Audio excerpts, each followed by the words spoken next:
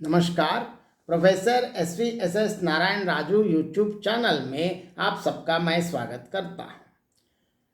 सूफी काव्य परंपरा के प्रमुख या अग्रगण्य कवि मलिक मोहम्मद जायसी द्वारा रचित पद्मावत विशिष्ट काव्य है। इस काव्य में खासकर नागमती वियोग खंड अद्भुत या अनुपम खंड इसलिए माना जाता है कि ये विप्रलंब श्रृंगार के एक अद्वितीय एवं अनुपम नमूना भी कह सकते हैं कि एक स्पेसिमन है। इस विरह वर्णन के लिए ये एक उत्तम उदाहरण कह सकते हैं। और इन पदों की जो व्याख्या मैं अभी लगभग कर रहा हूँ लगातार, और एक पद से संबंधित मैं व्याख्या करना चाहता हूँ। सबसे पहले पद देखेंगे।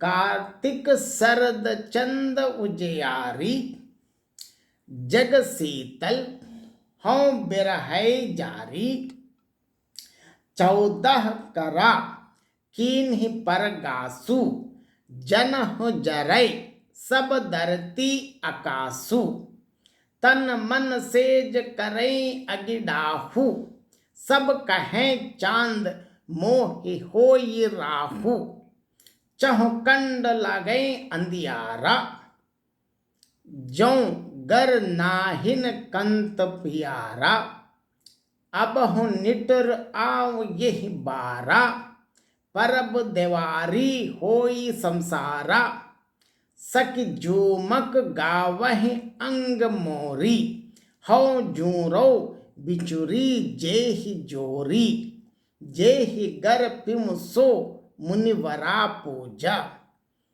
मो कह बिरह सवाति दुख दूजा, सखी मानहि तेवहार सब, गाई देवारी केली, हौ का केलों कंत बिन, ते ही रही 4 सिर मेली।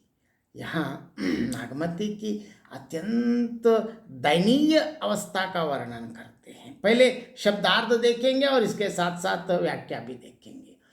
14 करा किन्ह परगासु, मुसलमान द्वितीया की तिथि को पहला दिन चंद्रोदय मानते हैं, इसलिए पूर्णमासी को 14वां दिन होता है। इसीलिए पूर्ण चंद्रमा में वे 14 कलाएं मानते हैं।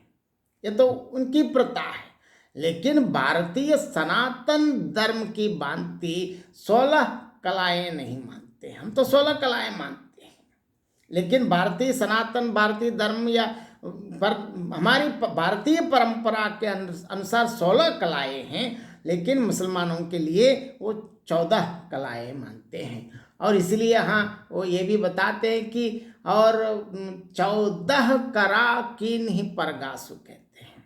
और आगे देखिए, अगिडाहु मतलब आग जलना, झुमक तो गीत का नाम है, जुरौं पछता रही है, छार मिट्टी, मुनिवरा पूजा, हम सब जानते हैं कार्तिक पूर्णिमा को सौभाग्यवती स्त्रियां सप्त ऋषियों का पूजन करने की एक परंपरा है। इसी को मुनिवरा पूजा कहते हैं। और यहाँ सबसे पहले हम अर्थ देखेंगे।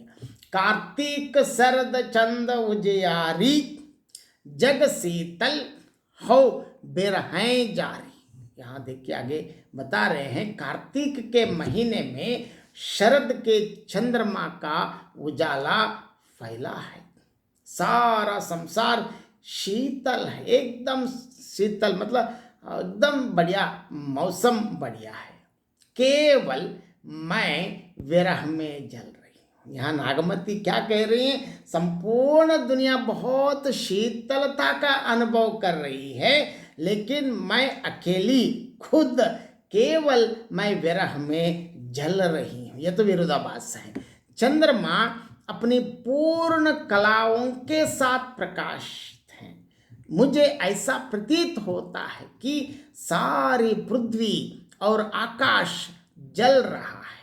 शरीर, मन और शैया सब अग्नि से जल रहे हैं। देखिए, यहाँ नागमती की कल्पना, क्योंकि आमतौर पर ये माना जाता है जैसे हमारा मन रहता है वैसे पृथ्वी या समस्त प्रकृति हमको ऐसे दिखती है। अगर हम बहुत खुशी से हैं तो लगता है कि संपूर्ण दुनिया भी बहुत खुशी से है, अगर हम दुखी हैं तो लगता है कि प्रकृति भी दुखी है। यहाँ क्योंकि खुद नागमती विरह से दुखी हैं, इसीलिए वो क्या कहते हैं, उनको सारी पृथ्वी, चंद्रमा देखिए अपनी पूर्ण कलाओं के साथ प्रकाशित है। मुझे ऐसे प्रतीत होता है कि सारी पृथ्वी, आकाश जल रहा है, मतलब एकदम तप, शरीर मन और शैया सब अग्नि से जल रहे हैं। सबके लिए तो यह शीतल चांद है, पर मेरे लिए तो यह राहु हो रहा है।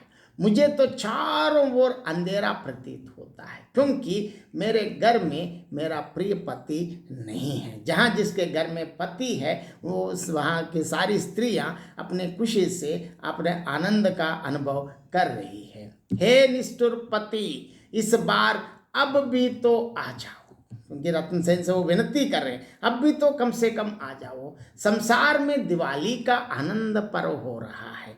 सखियां अंग मोड़ मोड़ कर झुमक गीत गा रही हैं और मैं दुख मना रही हूँ, क्योंकि मुझे वियोग हो रहा है, मतलब विरह में, क्योंकि पति नहीं है तो पति का विरह वो झेल रही है। जिसके घर में पति है वहाँ मुनिवरों, मतलब सप्त ऋषियों की पूजा हो रही है। इसका मतलब क्या है, वहाँ कार्तिक पूर्णिमा के दिन सप्त ऋषियों की, मतलब मुनिवर पूजा हो रही है। जो यहाँ भारतीय सनातन धर्म के अनुसार सौभाग्यवती स्त्रियाँ जो कार्तिक पूर्णिमा के दिन जो मुनिवर पूजा, मतलब सप्त ऋषियों की पूजा करती हैं, और पूजा के साथ साथ क्या करते हैं, अर्थात ब्राह्मण भोजन आदि से आनंदित हो रहे हैं। पर मुझे तो विरह रूपी सौत धूना दुख दे रही है। देखिए सबके लिए क्या है, बहुत बढ़िया पूजा पाठ चल रहे हैं, ब्राह्मणों का भोजन खिला रहे हैं, मतलब ये बहुत सभी लोग आनंद का आस्वादन करें, तो मेरे लिए यह विरह सौत बन के आ गए, इसीलिए मैं और भी दुखी हूँ। सारी सखियाँ त्योहार मना रही हैं, गा गा कर दिवाली का खेल खेल रही है। मैं पति के बिना क्या खेलूं, इसीलिए मैं तो अपने सिर धूल डाल रही हूँ। यहाँ अंतिम दोनों पंक्तियां देखिए, सखी मानहि त्योहार सब, गाय देवारी केली, हौ का केलो कंत बिन, ते ही रही चार सिर मेली। यहाँ देखिए बाकी लोग जिनके पति हैं वो आराम से खेल रही हैं, लेकिन यहाँ क्या हो रहे हैं, जो सखियाँ हैं वो बता रहे कि सारी सखियाँ, परिचारिकाएं, आसपास के सब लोग क्या कर रहे हैं, जिनके पास पति है, देखिए वो बिल्कुल त्योहार मना रही हैं, गा गा कर दिवाली का खेल खेल रही हैं। मैं पति के बिना क्या खेलूं, मतलब खेलना चाहती हूँ लेकिन पति के बिना क्या खेल, इसीलिए क्या कर रहे हैं, इसके विपरीत अंतिम वो बहुत बढ़िया जायसी बताते हैं कि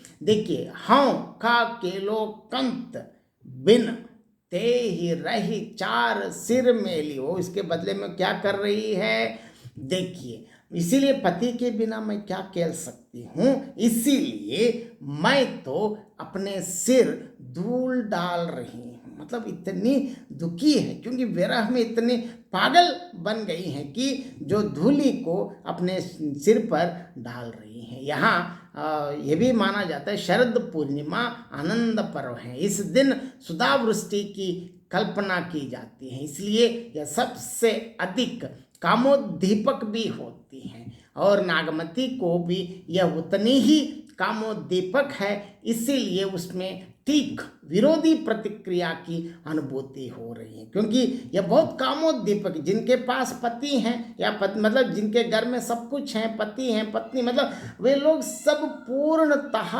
इस इस पूर्णिमा की जो आनंद का अनुभव कर रहे हैं, लेकिन यहाँ इनके लिए विरोधाभास की प्रतिक्रिया हो रही है। यहाँ इसमें विरोधाभास का भी अलंकार का भी वर्णन किया है और विषम अलंकार का भी वर्णन है, और इसके साथ साथ यहाँ अंतिम पद में अब एक बार इसलिए, क्योंकि हाँ का केलो कंत बिन, ते रही चार सिर मेली। यहाँ इस प्रकार जायसी बहुत दयनीय अवस्था, क्योंकि एक एक बस से देखने लगते कि दिन बाद दिन एक एक दिन काटते काटते नागमती की बहुत अत्यंत दयनीय दशा हो रही हैं। और इसका वर्णन बहुत बढ़िया सफलतापूर्वक चित्रण किया है मलिक मोहम्मद जायसी ने। बहुत बहुत धन्यवाद।